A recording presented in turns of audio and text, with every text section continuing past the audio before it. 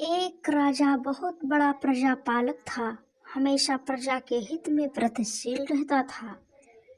वह इतना कर्मठ था कि अपना सुख ऐशो आराम सब छोड़कर सारा समय जन कल्याण में ही लगा देता था।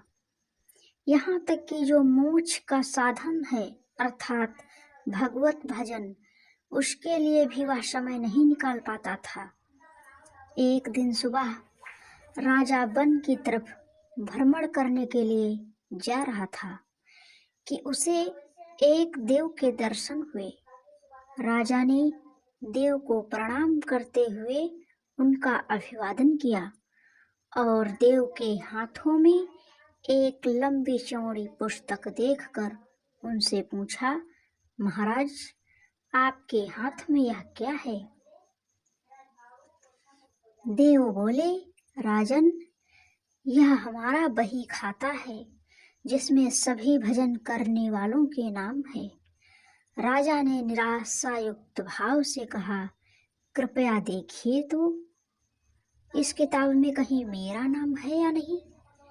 देव महाराज किताब का एक एक पृष्ठ उलटने लगे, परंतु राजा का नाम कहीं भी नजर नहीं आया। राजा ने देव को चिंतित देखकर कहा, महाराज, आप चिंतित ना हो, आपके ढूंढने में कोई भी कमी नहीं है। वास्तव में ये मेरा दुर्भाग्य है कि मैं भजन कीर्तन के लिए समय नहीं निकाल पाता, इसलिए मेरा नाम यहाँ नहीं है। उस दिन राजा के मन में आत्मग्लानि सी उत्पन्न हुई, लेकिन इसके बावजूद उन्होंने उसे नजरअंदाज कर दिया और पुनः परोपकार की भावना के लिए दूसरों की सेवा में लग गए।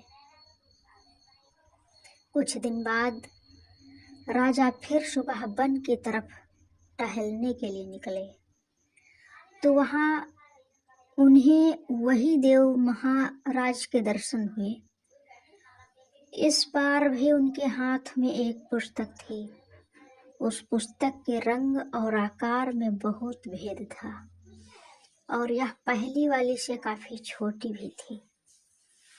राजा ने उन्हें प्रणाम करते हुए पूछा, महाराज, आज कौन सा बही खाता है आपके हाथों में लिया हुआ है?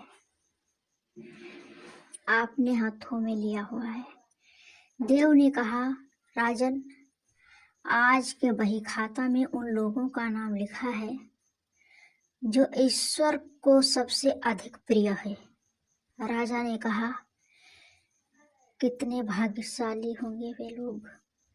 निश्चित ही वे दिन रात भगवत भजन में लीन रहते होंगे। क्या इस पुस्तक में कोई मेरे राज्य का भी नागरिक है? राजा ने बोला। देव महाराज ने वही खाता खोला और ये क्या, पहले पन्ने पर पहला राजा का ही नाम था। राजा ने आश्चर्यचकित होकर पूछा, महाराज, मेरा नाम इसमें कैसे लिखा हुआ है? मैं तो मंदिर भी कभी कभार ही जाता हूँ। देव ने कहा, राजन, इसमें आश्चर्य की क्या बात है।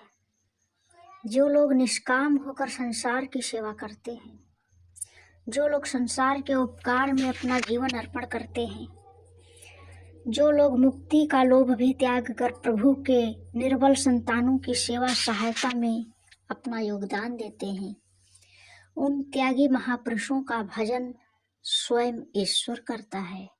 ऐ राजन, तू मत पछता कि तू पूजा पाठ नहीं करता है। लोगों की सेवा कर, तू असल में भगवान की ही पूजा करता है। परोपकार, निस्वार्थ लोक सेवा किसी भी उपासना से बढ़कर है। अर्थात कर्म करते हुए 100 वर्ष जीने की इच्छा करो तो कर्म बंधन में लिप्त हो जाओगे। राजन, भगवान दीन दयालु हैं, उन्हें खुशामद नहीं भाती बल्कि आचरण भाता है। भक्ति सच्ची यही है कि परोपकार करो, दीन दुखियों का हित साधन करो। अनाथ, विधवा, किसान व निर्धन आदि अत्याचारों से सताए जाते हैं, इनकी यथाशक्ति सहायता और सेवा करो और यही परम भक्ति है। राजा को आज देव के माध्यम से बहुत बड़ा ज्ञान मिल चुका था और अब राजा भी समझ गया कि परोपकार से बड़ा कुछ भी नहीं है और जो परोपकार करते हैं वही भगवान के सबसे प्रिय होते हैं। मित्रों, जो व्यक्ति निस्वार्थ भाव से लोगों की सेवा करते हैं, परमात्मा हर समय उनके कल्याण के लिए यत्न करता है। हमारे पूर्वजों ने भी कहा है, दूसरों के लिए जीना, दूसरों की सेवा को ही पूजा समझकर कर्म करना, परोपकार के लिए अपने जीवन को सार्थक बनाना ही सबसे बड़ा पुण्य है। और जब आप भी ऐसा करेंगे तो स्वतः ही आप वह ईश्वर के प्रिय भक्तों में शामिल हो जाएंगे।